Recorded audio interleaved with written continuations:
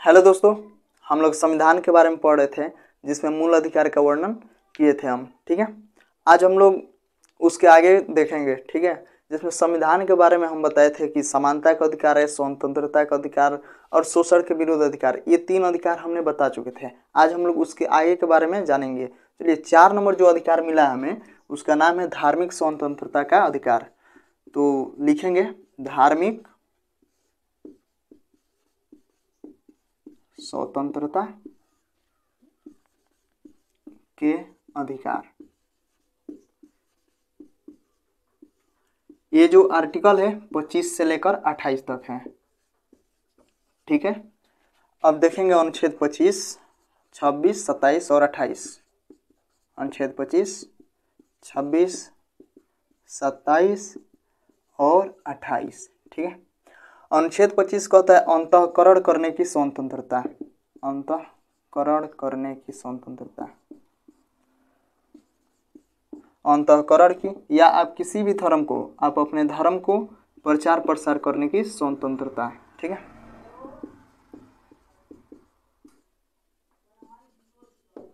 ठीक है, यानी अनुच्छेद 25 के तहत आप किसी भी धर्म को मान सकते हैं, अंतःकरण कर सकते हैं, अपना सकते हैं और उसकी प्रचार प्रसार कर सकते हैं। ठीक है, अब अनुच्छेद 26 देखते हैं। अनुच्छेद 26 कहता है कि धार्मिक प्रबंधन आप कर सकते हैं। धार्मिक प्रबंधन मतलब आप किसी भी धार्मिक संस्था का स्थापना कर सकते हैं। ठीक है, अब अनुच्छेद 27 देखेंगे। अनुच्छेद 27 ये कहता है कि धर्म की अभिवृद्धि के लिए, क्या, धर्म की अभिवृद्धि के लिए कर से छूट, कर से छूट। ठीक है, धर्म के अभिवृद्धि के लिए कर से छूट अनुच्छेद 27 के तहत, यानी धार्मिक चीज़ों पे आपको टैक्स नहीं देना है। ठीक है, अनुच्छेद 28 के तहत ये होता है कि अगर कोई संस्थान है, ठीक है, और वो सरकारी धन से संस्थान वो चल रही है, तो उसमें आप धार्मिक शिक्षा नहीं दे सकते हैं। जैसे शिक्षा संबंधी कोई संस्थान है, अनुच्छेद 28 के तहत सरकारी धन से चलने वाली, सरकारी धन से चलने वाली शिक्षा संस्थानों में, शिक्षा संस्थानों में धार्मिक शिक्षा नहीं दी जाएगी, नहीं दी जाएगी। ठीक है, सरकारी धन से चलने वाली शिक्षा संस्थानों में धार्मिक शिक्षा नहीं दी जाएगी। ठीक है, ये तो हो गया धार्मिक स्वतंत्रता का अधिकार। अब हम देखेंगे इसके आगे वाला अधिकार। इसके आगे वाला जो अधिकार है उसका नाम है संस्कृति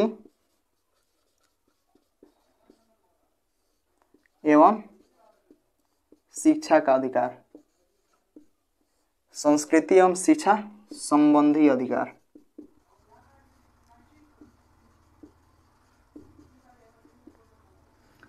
इसका जो आर्टिकल है 29 और 30। ठीक है, तो अनुच्छेद 29 देखिए क्या कहता है। अच्छा, इससे पहले हम ये जानेंगे कि ये किससे प्राप्त है। संस्कृति एवं शिक्षा संबंधी अधिकार है, ये केवल अल्पसंख्यकों को ही प्राप्त है। किससे प्राप्त है? केवल अल्पसंख्यक। अल्पसंख्यक क्या होते हैं? जैसे ये बिहार के कोई आदमी है, यहाँ केरल में आ रहा है, कहाँ, केरल में, या तमिलनाडु में आ रहा है, समझ में आ रहा है ना, यानी उत्तर भारत का आदमी कोई दक्षिण भारत में जा रहा है, यहाँ बिहार में बोला जाता है भोजपुरी। क्या बोला जाता है? भोजपुरी। और केरल में बोला जाता है मलयालम। ठीक है, मलयालम। तो यहाँ के आदमी है, भाषा के आधार पर जाकर यहाँ पे क्या हो जाएगा, यहाँ पे भाषा के आधार पर जाकर अल्पसंख्यक हो जाएगा। समझ में आ रहा है ना? तो मनुष्य अल्पसंख्यक कैसे हो सकता है? तो धर्म के अनुसार भी हो सकता है और भाषा के आधार पर भी हो सकता है। ठीक है, समझिए। अनुच्छेद 29 जो है ये कहता है अल्पसंख्यकों के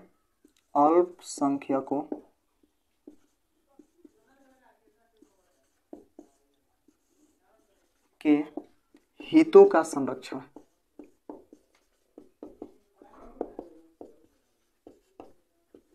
ठीक है, यानी अनुच्छेद 29 के तहत अल्पसंख्यकों को हितों का संरक्षण दिया गया है। यदि कोई तमिलनाडु के व्यक्ति है और वो चाह रहा है कि हम आकर बिहार में अपना तमिल स्कूल खोले तो खोल सकता है।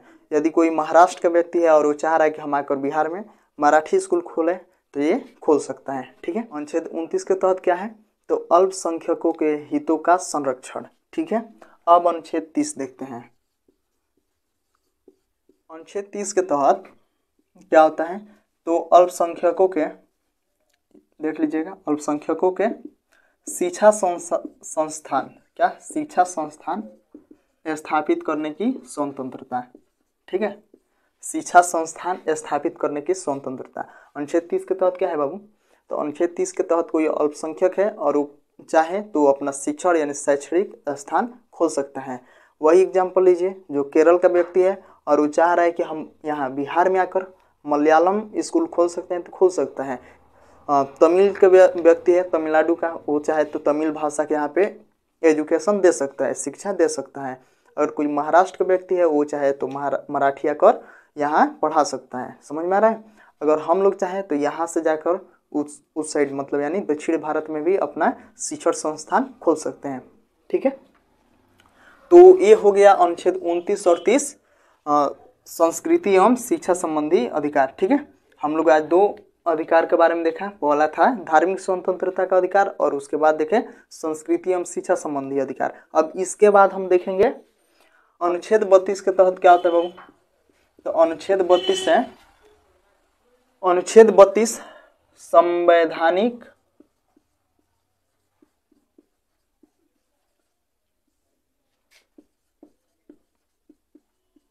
उपचारों का अधिकार।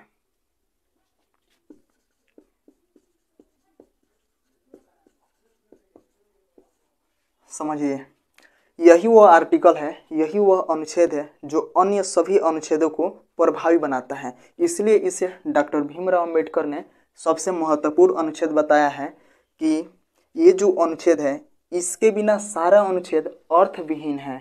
यानी इसके तहत आप सुप्रीम कोर्ट में जा सकते हैं, अपनी आपके मूल अधिकार का कोई हनन कर रहा है तो आप न्यायालय जा सकते हैं। किसके तहत, तो अनुच्छेद 32 के तहत। तो इसलिए बाबा साहेब डॉक्टर भीमराव अंबेडकर ने अनुच्छेद 32 को भारतीय संविधान की आत्मा कहा है। क्या कहा है, आत्मा कहा है। ठीक है, बाबा साहेब भीमराव अंबेडकर ने अनुच्छेद 32 को क्या कहा है, आत्मा कहा है। ठीक है, अगर जो पूछेगा कि भारतीय संविधान के आत्मा किसे कहते हैं, तो आप लोग बताइएगा प्रस्तावना। ठीक है, अगर जो किसी का भी नाम न दिया हो और सिर्फ ये पूछे कि भारतीय संविधान में किसे आत्मा कहते हैं, भारतीय संविधान की आत्मा किसे कहते हैं, क्वेश्चन ये रहे कि भारतीय संविधान की आत्मा किसे कहते हैं, तो आप लोग क्या बताइएगा, प्रस्तावना। ठीक है, अगर जो ये पूछे डॉक्टर भीमराव अंबेडकर के तहत भारतीय संविधान की आत्मा किसे कहते हैं, तो बताइएगा अनुच्छेद 32। ठीक है, चलिए, तो अब समझिए, ये अनुच्छेद 32 है, ये जो आदेश देता है, अगर कोई आपके मूल अधिकार का हनन किया है, ठीक है, तो आप जाइएगा सुप्रीम कोर्ट, अब वो क्या करेगा, आदेश देगा। उस आदेश को हम लोग कहते हैं रिट। तो क्या कहते हैं, रिट। और जो सुप्रीम कोर्ट है वो अनुच्छेद 32 का उपयोग करते हुए 5 प्रकार के रिट निकालती है। और हाई कोर्ट है, ये अनुच्छेद 226 का प्रयोग करते हुए क्या निकालती है, रिट निकालती है। कौ प्रकार के रिट, 5 प्रकार के। ठीक है, अब पहला देखते हैं कौन सा रिट है। तो पहला है बंदी प्रत्यक्षीकरण। बंदी प्रत्यक्षीकरण, समझिए, जो संविधान निर्माता थे वो लोग अधिकतम वकील थे, इसलिए इसमें वकालत का ही सारा वर्ड, सारा भाषा यूज किए हैं वो लोग। ठीक है, तो समझिए, बंदी प्रत्यक्षीकरण का मतलब होता है शरीर को प्रस्तुत किया जाए।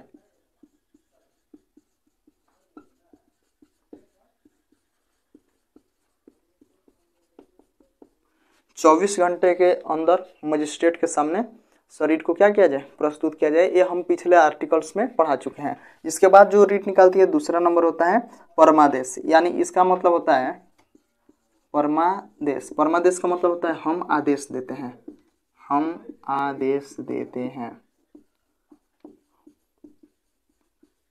ठीक है, यदि कोई सरकारी अधिकारी है और वो अपना काम ठीक से नहीं कर रहा है तो उसके खिलाफ सुप्रीम कोर्ट रीट निकाल सकती है।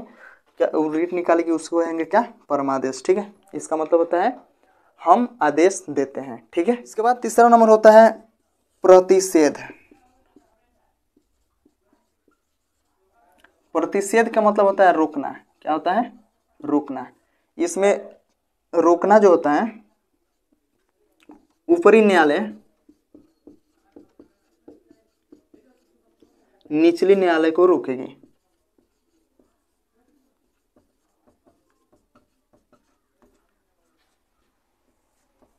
समझिएगा, यहाँ पर न्यायालय है यानी सुप्रीम कोर्ट है, हाई कोर्ट को क्या करेगी, रोकेगी। मतलब यदि हाई कोर्ट है या निचली न्यायालय है, वो अपने न्याय क्षेत्र से बाहर कोई अन्य फैसला सुना दिया है तो क्या करेगी, सुप्रीम कोर्ट जो है रोक सकती है। उसके बाद आता है 4 नंबर उत्प्रेषण। उत्प्रेषण का मतलब होता है प्रमाणित होना या सूचना देना।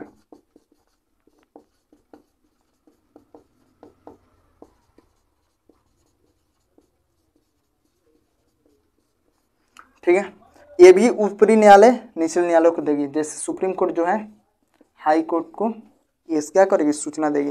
ये लगभग ये दोनों एक ही टाइप का है। ठीक है, प्रतिषेध और उत्प्रेषण ये दोनों लगभग एक ही टाइप के हैं। इसमें जो है सुप्रीम कोर्ट अपने से निचले अदालत को क्या करेगी, रोकेगी कि अपने न्याय क्षेत्र से बाहर आप फैसला न सुनिए। इसमें जो है उत्प्रेषण में इसमें है कि ये भी सुप्रीम कोर्ट हाई कोर्ट को क्या करेगी, रोकेगी। या कोई लंबित मामला है, कोई अन्य मामला हो सकता है। ठीक है, कोई भी मामले को सुप्रीम कोर्ट अपने पास बुला सकती है, हाई कोर्ट से अपने पास इसको क्या करती है, बुला सकती है। उसके बाद आपका 5वां नंबर है को वारंटो यानी अधिकार परीक्षा।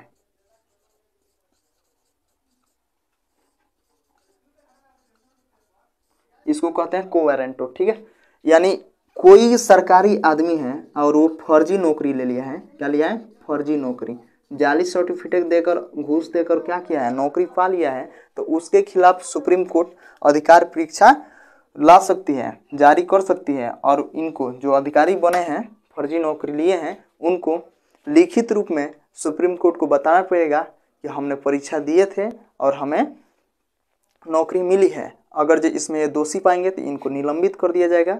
ठीक है, तो समझिए अनुच्छेद 32 के तहत सुप्रीम कोर्ट 5 प्रकार का रिट निकालती है, जिसका नाम है बंदी प्रत्यक्षीकरण, परमादेश, प्रतिषेध, उत्प्रेषण और अधिकार परीक्षा।